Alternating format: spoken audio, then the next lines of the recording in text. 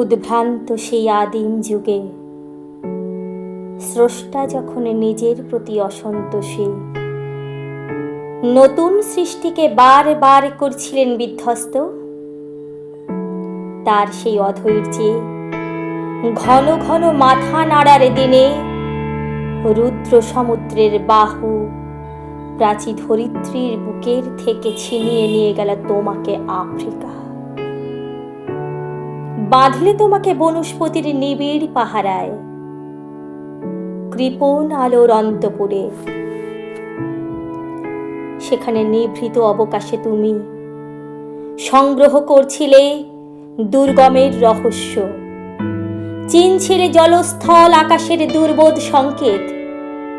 প্রকৃতির দৃষ্টি অতীত জাদু মন্ত্র জাগাচ্ছিল তোমার চেতনাতীত মনে।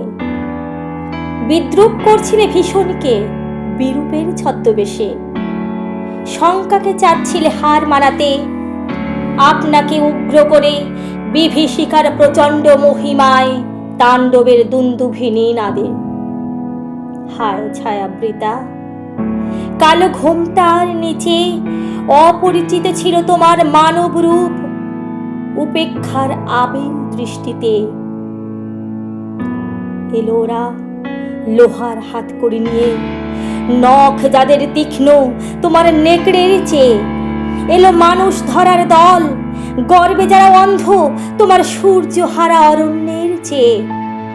শোভের বর্বর লোভ নগ্ন করল আপন নির্লজ্জ অমানুষতা। তোমার ভাষাহীন ক্রন্দনে বাষ্পাকুল অরণ্য পথে পঙ্কিল হলো ধূলি।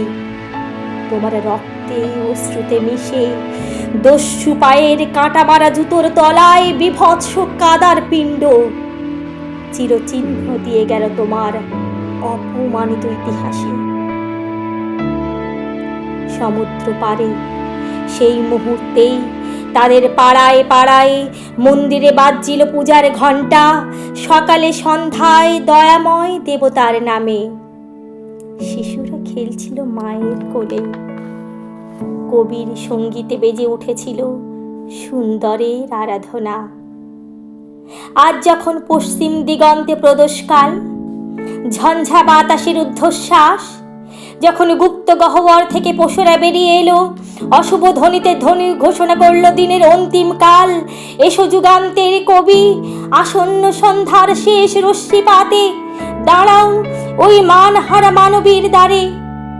বলো ক্ষমা করো হিংস্র প্রলাপের মধ্যে, সেই হোক তোমার সভ্যতার শেষ পুণ্যবাণী।